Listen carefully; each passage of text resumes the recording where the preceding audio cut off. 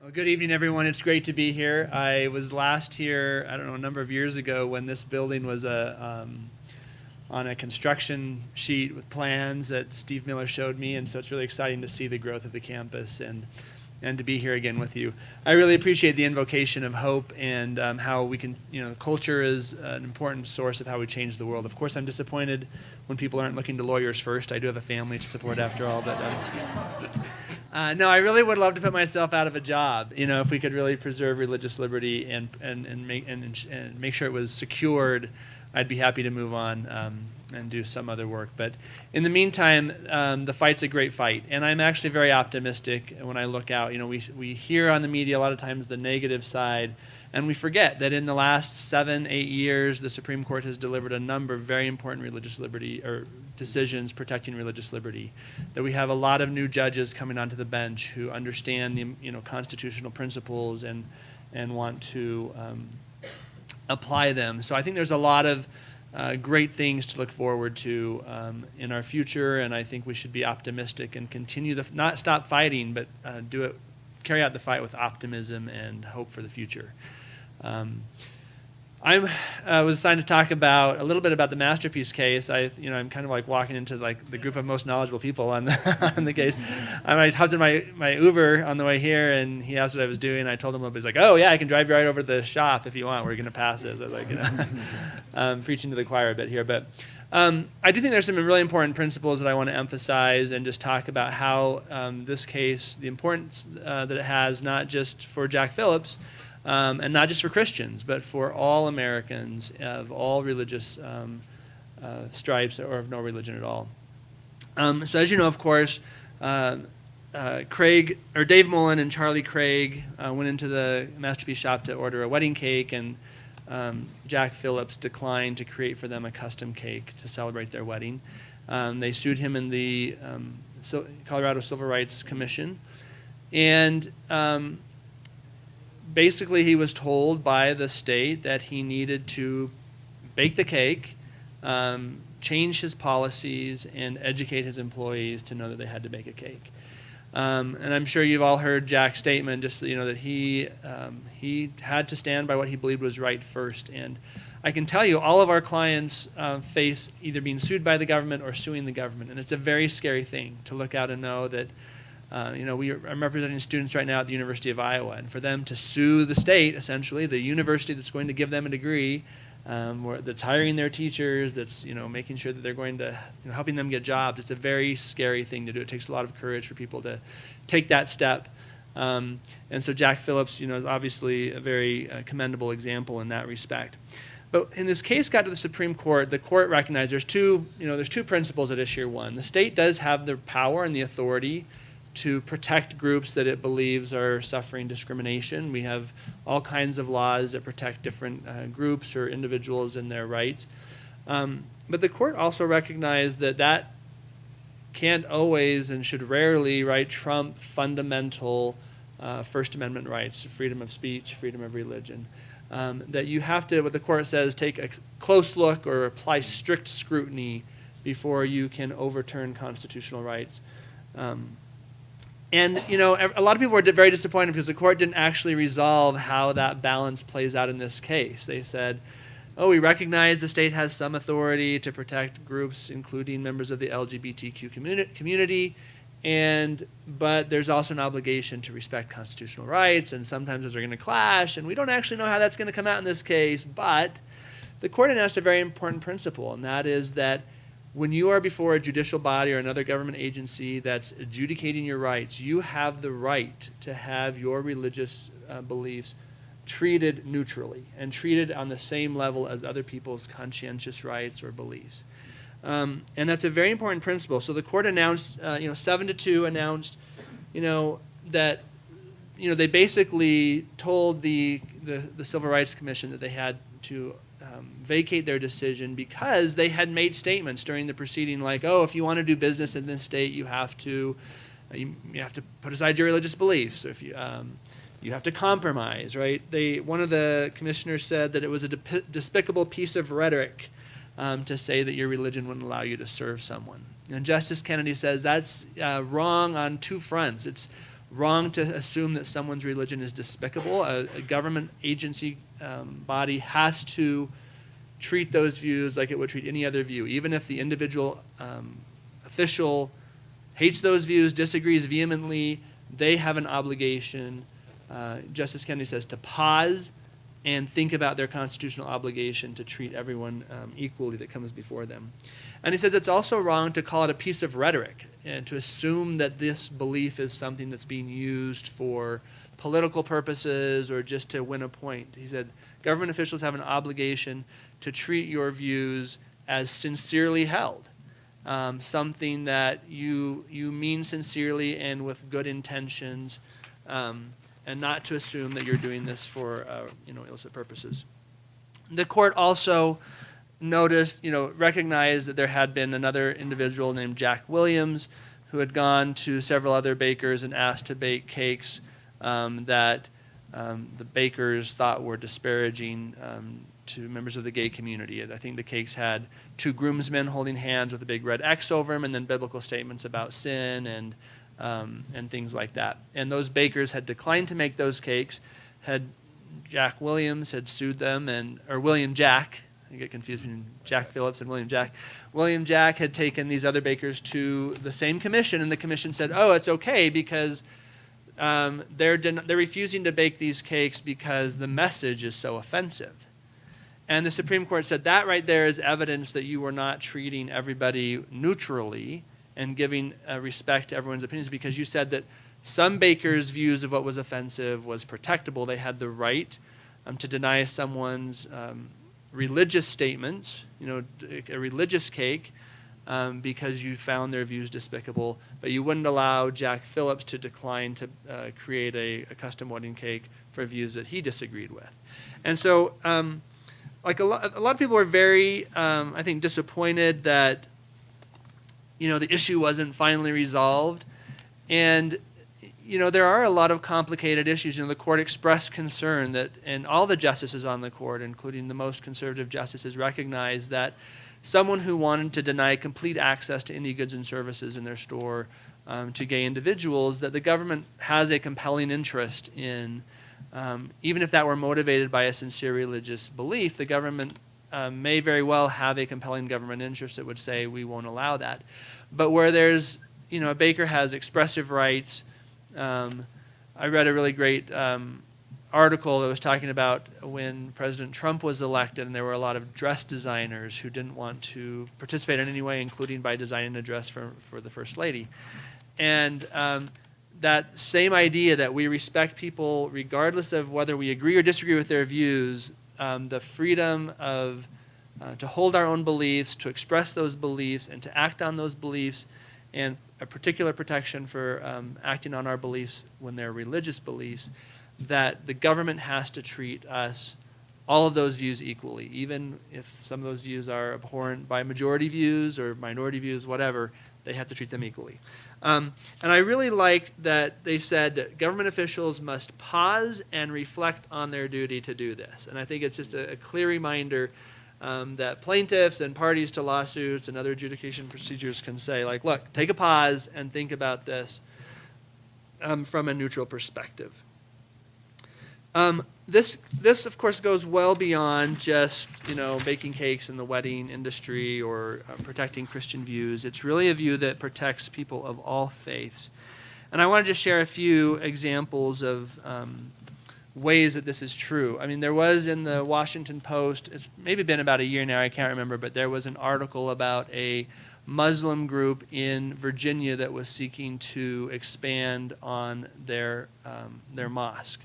And they were running into a lot of problems with their zoning authority, which happens a lot when you have small minority religious communities who go before their zoning board and want to expand, and all of a sudden all of the community comes out and parking and congestion and noise, and there's a lot of complaints. And they had a video on the Washington Post website where someone stood up in this zoning board committee and said, these are all terrorists and they need to go back to their home countries. And, these are people who have been in America for as long as, any of us, and who are peaceful,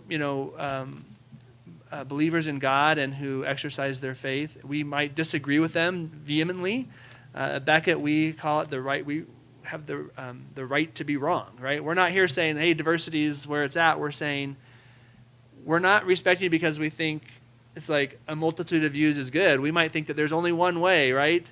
But we respect everyone's right to be wrong. And so those individuals, Muslim members of our community who are before that board, they're protected by this decision. They have the right to say to that commission, look, there's a lot of heated rhetoric here. There are a lot of strong views here. But you have an obligation to consider our application just like you would consider it for anybody else. And that's an important right that especially is going to protect minority religious groups who are more likely to be subject to discrimination in ways that we don't, those of us who are in a majority religious position, we see more and more attacks coming on Christian religion, but many of these minority groups have been living with this for many, many years, where in small communities and in their states, the discrimination they're experiencing is not being publicized. And so this is a super important decision for them. The case representing the Sikh soldiers was mentioned. My client, Captain Simrat Pal Singh, came to the United States as a 9-year-old with his dad who had asylum status because of the persecution against Sikhs in India at the time. Came, all-American kid in high school, served on the student counselor, was a wrestler, had never shaved. Had this rocking beard as like a sophomore in high school.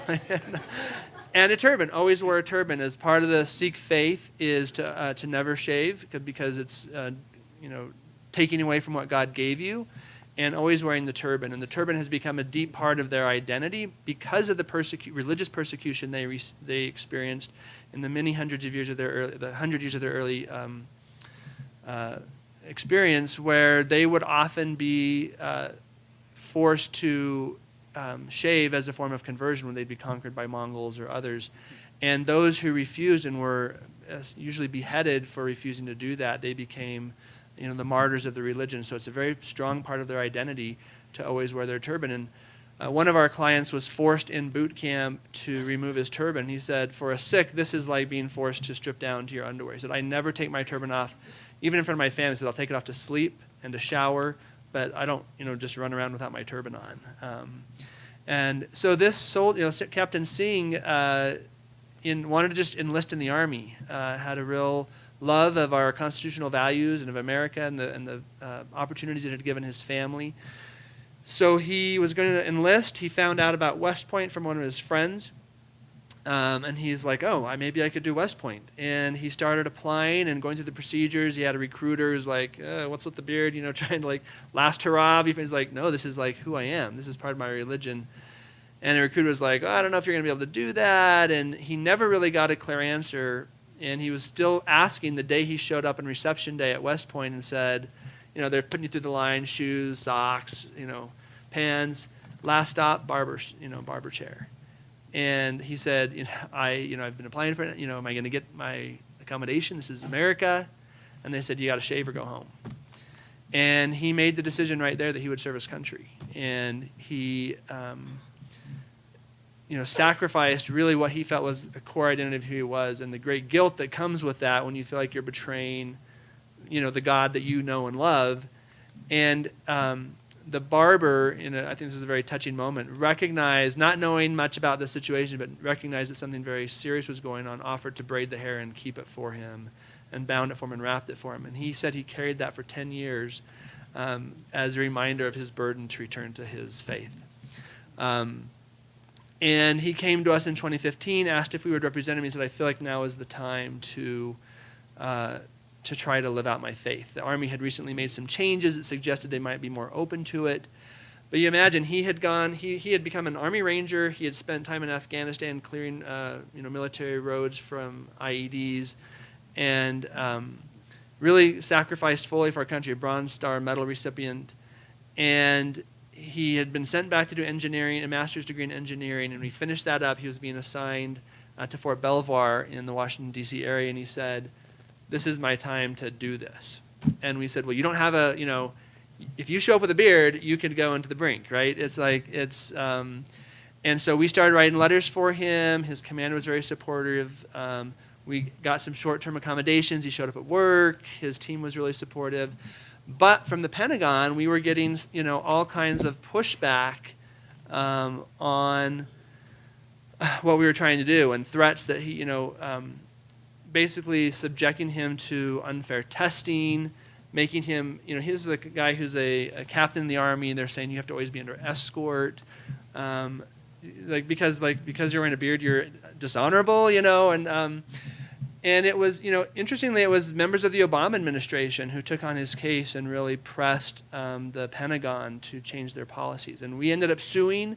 We did over a year of litigation before we got the Army to change its policies, but now they will accommodate all Sikh soldiers who, by the way, had served up until 1981 in the military. Since we have some pictures, we're not sure how legit they are, but going back to the Civil War. We know at least they served in World War I for sure, and we haven't been able to verify this picture, but it was only in 1981 after Vietnam and when Reagan came in, they wanted to kind of tighten discipline, and the Sikhs were kind of a unintentional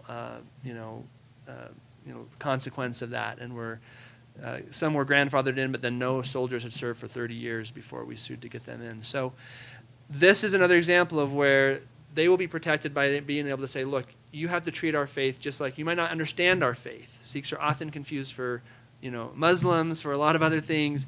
And this is an opportunity for government officials to remember that their religion, American Sikhs, enjoy the same protections under our Constitution as everyone else. And finally, I think my time's about running out, but I'm representing a group of students at University of Iowa.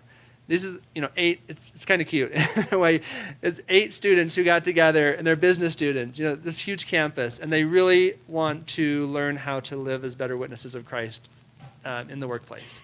They're like, how do we be better witnesses? How do we live ethically with all these things that are going on, Me Too and competition and the stress of the business world? How do we live more effectively as Christians? And so there's 6 or 7, 8 of them meet together every week, and they talk about, they have a Bible study, they bring in speakers once a month, and they strengthen each other in their faith. And they had a student who was gay, who was a member of their group, and he asked if he could be a leader. And they met with him, and they went through their leadership requirements, and they asked him about his view of the Bible. He explained that he was struggling with his sexuality. And they said, you're welcome to be a leader if you accept our views of the Bible and you're willing to live by them. And he said, no, I want to live as an openly gay man, and I think you guys have the wrong view. And they said, you're welcome to stay in our group. We'd love to have, you've been a wonderful member. We'd love to have you continue to be part of our discussions, but you wouldn't be a good fit because you don't share our understanding of the Bible and repentance and those kinds of things. So he filed a complaint with the university, and they were told they would be kicked off campus. They couldn't meet on campus. They couldn't participate in any of the campus activities as a group. And so we first wrote a letter to the university.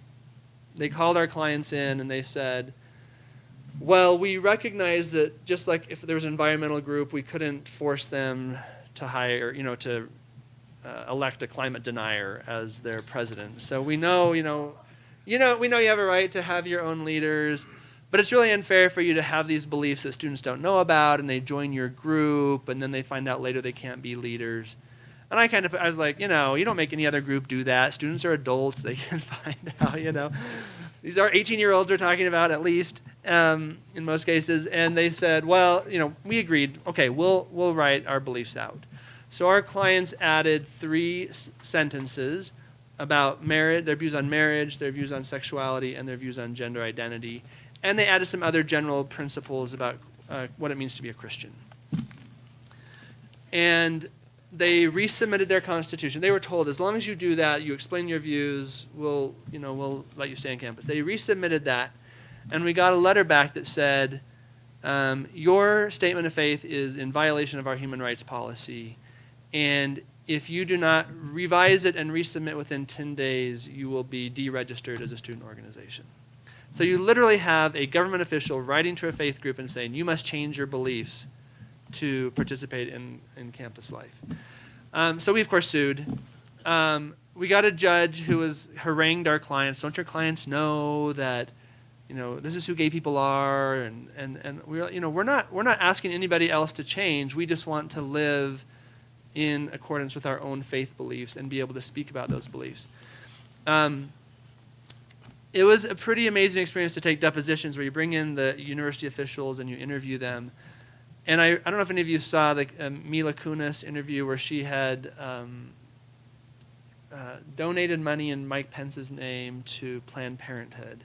And it kind of blew up her Twitter feed because she was thinking this was really funny. And she had a lot of people like talking to her about it on Twitter. And she did an article a few weeks ago where she talked to the reporter and she's like, I didn't know there were people who actually didn't support Planned Parenthood. She's like, I just thought it was like a few crazies out there. And it turns out there's actually a lot of people who, and she's like, of course they're bigoted, but they have some good reasons and they're pretty nice, So it's kind of like literally someone who just like has never been outside this bubble of their own views. And it was like this with these university officials. I said to one of them, can students express their views on campus? Yes. Can they express their religious views on campus? Yes. Even if they're very offensive? Yes. Can they form groups and express them with other students? Yes. Can they be a registered student group and express them? Yes. Can they write those views in their constitution? And all of a sudden you just see like these light bulbs go off in his head and he's like, no. And you're like, okay, let's try this again. and you kind of, and eventually they're like, oh yeah, I guess they can do that. Okay, so and then you go through again. Let's go through their constitution. What's offensive in their constitution, line by line? You've got to get them to say they can express their views. So you say, what about this line on marriage? Is this a problem? No. What about this view on sexuality? Is this a problem? No. What about this on transgenderism, which isn't even an issue in the case, but all of a sudden, again, he's like, oh, this is going to mess up my case, And he's like, yeah, that's a problem. Like, okay, how come? It's a violation of our human rights policy. You're like, okay, let's talk about that. How? And you're kind of trying to go through over and over, and you're talking about, their human rights policy prohibits discrimination on the basis of creed. And they define that in their training as creed is any belief on the basis of any deeply held philosophical belief, whether it's religious or not. So I said, so that could be a political belief, right? And then you walk him through these same steps, like what about if the Bernie Trump support club, and there's a MAGA guy who wants to come in and again, you just see in their minds like, oh, I don't know how this all works together. So, and another official who just said, yeah, I knew this was, this raised red flags in my mind. Yeah, this sounds like religious discrimination. Yeah, why'd you do it? My lawyers told me to do it, So, these are not people who are acting with like animosity toward religion, but they're not treating religious views with the same respect that they would treat pro-Bernie Sanders views or other, the student who was not allowed to be a leader started his own club called Love Works. That's a Christian group that's affirming, a Christian group that's gay affirming. And he's allowed to be on campus and express his views, and that's great. Under our constitutional system, that's how it should be. People should go out and be able to have groups. But these university officials, another one I was like, so talking about, is it beneficial for students at a university to confront ideas that are different than theirs? He's like, there should really be some studies about that. So these are your tax-supported university officials. So I just share these examples to show that there is a wide range of, this is an important principle that unfortunately government officials still need to be reminded that they have an obligation to treat all religious beliefs and non-religious beliefs with equal dignity. And government officials cannot elevate one conscientious belief over another one. And that's an important principle that will protect all Americans for a long time. Thank you very much.